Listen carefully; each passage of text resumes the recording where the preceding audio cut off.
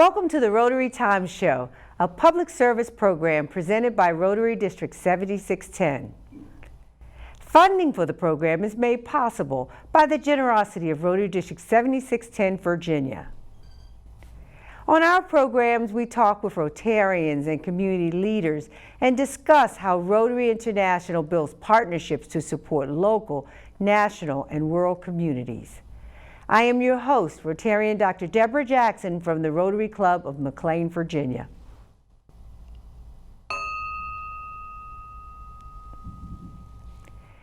Today's guest will help us understand that having a good public image is great. It can show the world just who you really are, it can tell your story, it can tell it timely, and it can tell it well. It's a critical piece when you're considering branding for any public figure or organization. So joining me remotely to share his expertise in this area is Rotary District 7610's Chair for Public Image, Rotarian Dave Borowski. Welcome, Dave, to the Rotary Time Show. Well, thank you. It's a pleasure to be here. It's great to have you here because we know how important this year, especially in a transitional year, coming on and off from a pandemic and re-engaging with our communities, it's important that we all look now at our public image. So we're going to start out by having you tell our audience a little bit about yourself. Give us your background prior to Rotary. Sure. Well, I attended college, undergraduate studies in Wilkes-Barre, Pennsylvania at King's College. I earned a master's degree from American University in computer science.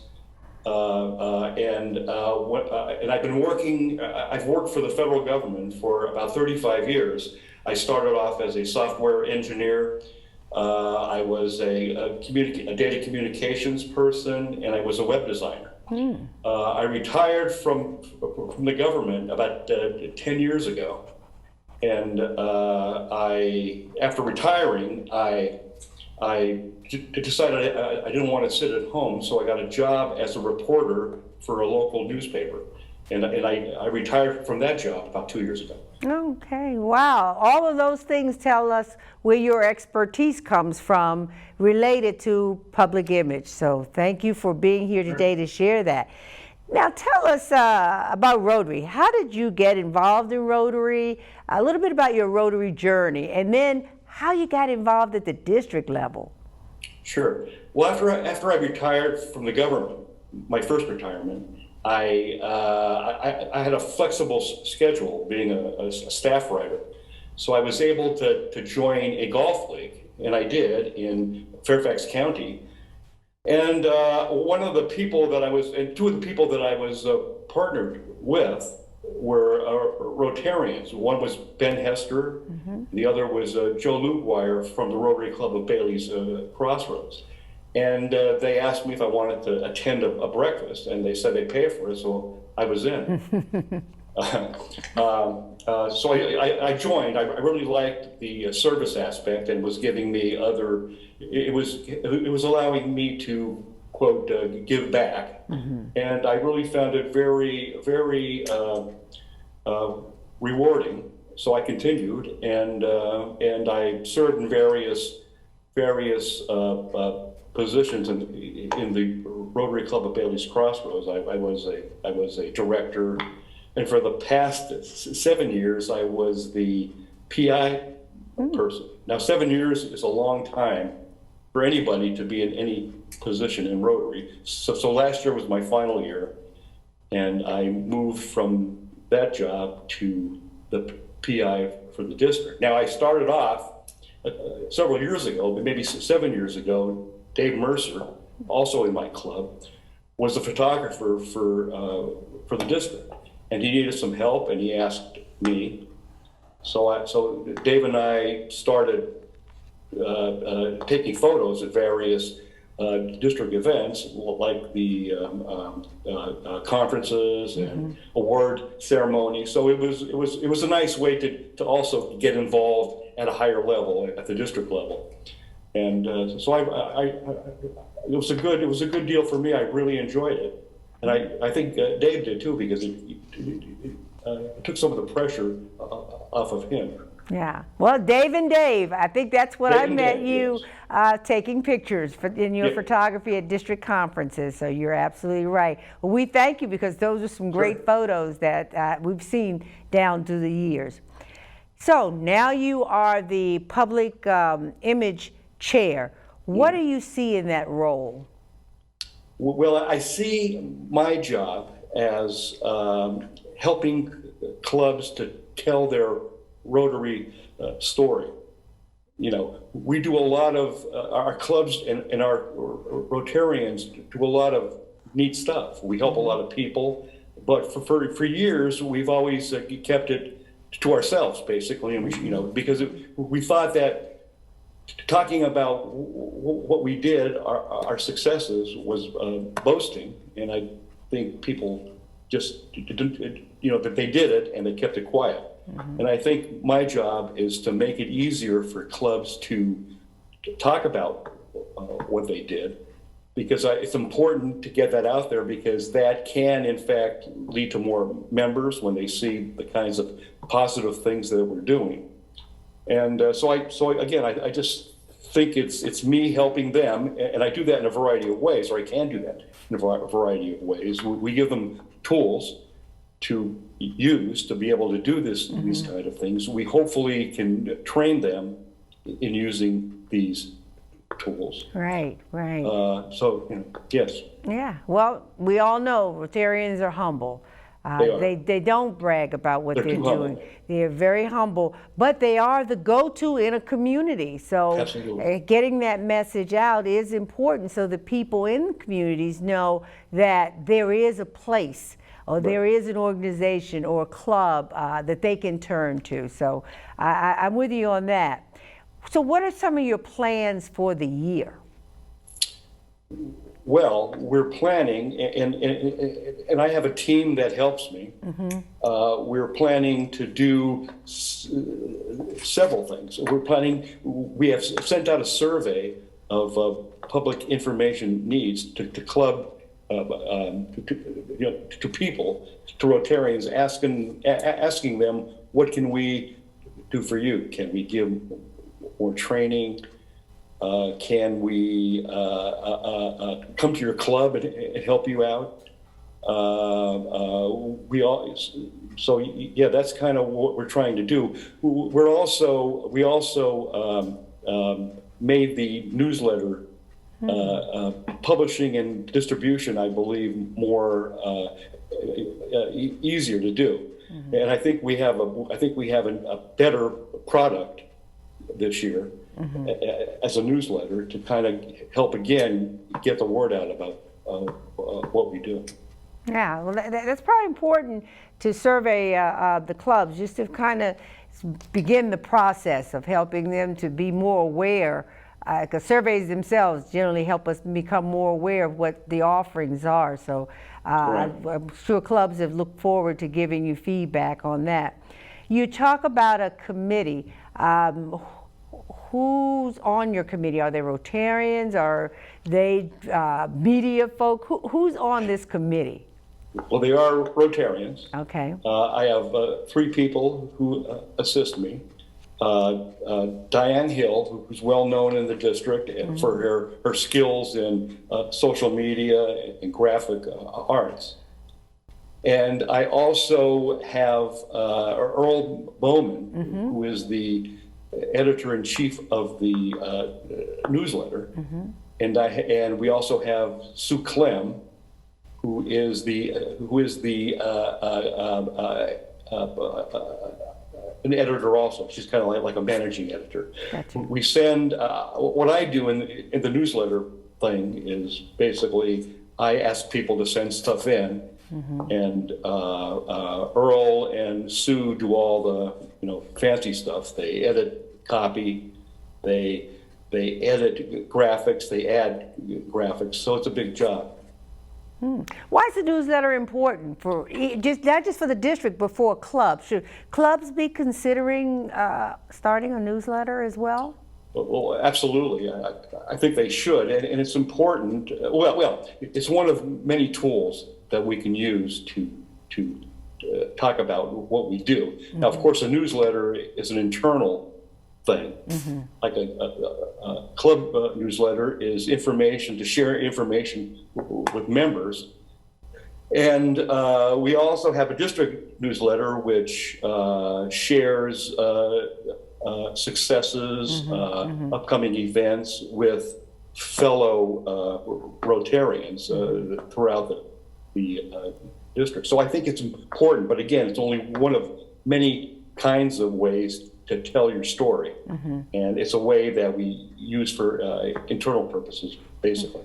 Now, is it okay, though, if a club decides to post their newsletter on their homepage of their website? Oh, sure. Absolutely. Many do. We do in my club, the Bailey's Crossroads Rotary Club, and it's put on our website.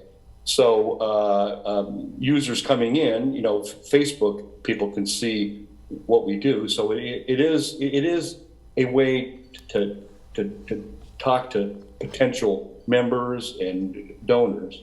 Gotcha. So, yes. Gotcha. What are your top challenges that you think that you will face? Because I know your year is just kicking off, but you probably have some idea what some of your challenges that you will face this year. Well, I do. Well, I was the PI. This is my second stint as a PI chair. I was the PI chair under Jonathan Lucas. Okay. And when I did that, we helped, and I also had a team, and we created an external Facebook page. We also created an internal public information page for people to share ideas. We started up an Instagram account, and we started up we also made a photo archive. Gotcha. Okay. Yeah, that people can go to after events. Now, of course, last year it was a bit different. There were not that many things going on. It wasn't anyone's fault. It was because of the pandemic. Yeah. Okay. Yeah. All righty. Well, we're going to go to a short break, and we're going to come back, and Dave's going to talk us through some of the things that clubs can do in the PI field to meet their goals. So join us after the break. Thank you. We are this close. We're this close. We are this close Of wanting tea. to making history. This close to changing the world.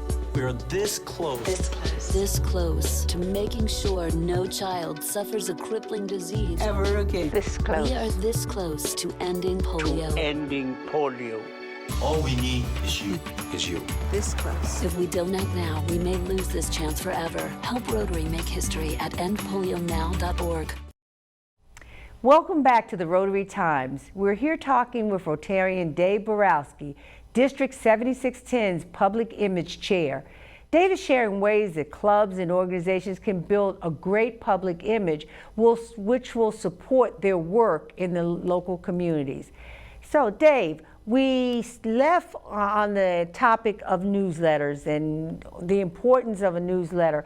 Talk about for our audience what one can do. Why we talked about why they're important, but what are some of the strategies when you should be thinking about when you're writing a news article? Well, Deborah, I would say that probably the most important thing is to be concise and brief in what you're saying. People have a short attention span and stuff, and so I think it's important that you tell people immediately what you're trying to do. Mm-hmm. Also, I think it's important to include graphics and photos, photos and graphics to kind of pop things out and make the reading easier. Okay. Is there any one or two particular things that they should keep in mind? Don't forget, to do this. Well, yeah. Don't forget to cover your events when you're going to when your club has a project or a fundraiser to take pictures, take notes, And when you get back home, write up a piece about the project or the event, and send us pictures. Send pictures to the person your person who does the newsletter, and I'm assuming that the person who does it is in fact the PI chair. Gotcha. Does it matter the length? I hear people sometimes say, "Oh, I can't write a story," or "I can't write." Yeah, like I said, brief is better. No more than 300 words, I would think. Even that's a lot. Okay. Because you want to give the highlights. What did you do? Where did you do it? How many people were there? And was it a success? Okay, great. That's a great tip to have, to know. So great. Let's talk about some of the things that clubs can also do in this area to meet their goals. Sure. Well, now, the first thing that you should do to meet your goal is to have a plan, because a goal without a plan is a wish. You need to plot out what you're going to do in PI. And I also believe that you should take advantage of the resources that are available from the district, and that includes a lot of photo places to download photos. We have a lot of tutorials on how to do how to manipulate images, how to edit them.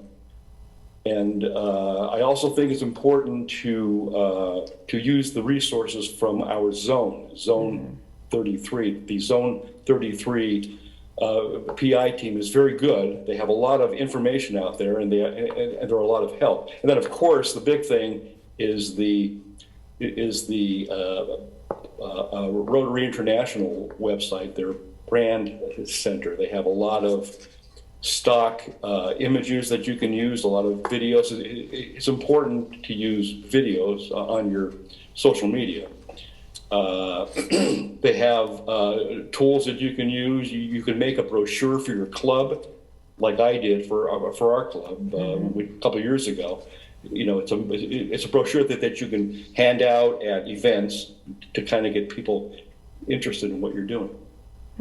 So all of this can be found on RI website, the branding center. Yes, there are several areas to find this stuff. As I said, we have our district PI team has resources available, and I do send out stuff periodically on Facebook with hints of how to do things, hints of how to edit, hints of how to write better. And again, our zone is a great resource, and on our website we have the website and Facebook pages for the zone and for the Rotary International, which is very helpful. Great. You just mentioned Facebook. There are a number of social media opportunities that people can take up: Facebook, Instagrams. Would you recommend? I know you do. We recommend Facebook, but how about some of the others? Twitter, Instagram. I'm hearing a number of different tools out there now. Sure, Facebook is a big one. That's a big way to get the word out about what you do and how you do it. And associated with Facebook is Instagram, and that's also a very popular. And the district has an Instagram account, and many clubs have their own Instagram accounts. There's Twitter, there's LinkedIn, which is a professional kind of networking tool that's very helpful. Trying to think of some other things. YouTube is very popular. And now our district has 2 YouTube channels. It has this Rotary Times channel, which is popular, and it also has a district video channel that shows videos from various events that the district has, and they're both relatively popular. They're pretty popular. So. Wonderful. And the clubs can also have a YouTube channel. It's easy to do. It's easy to set up, and it's free. Do they reach out to you if they're interested in a YouTube, figuring out how to set up the YouTube channel? Would they Sure. reach out to They you? can, and that's one of the questions that we're asking on the survey is what can we do to help you? Can we come to your meetings and talk about YouTube, Facebook, Instagram? So we're giving people the opportunity to learn how to do this. And also, and one of the important things with YouTube is video.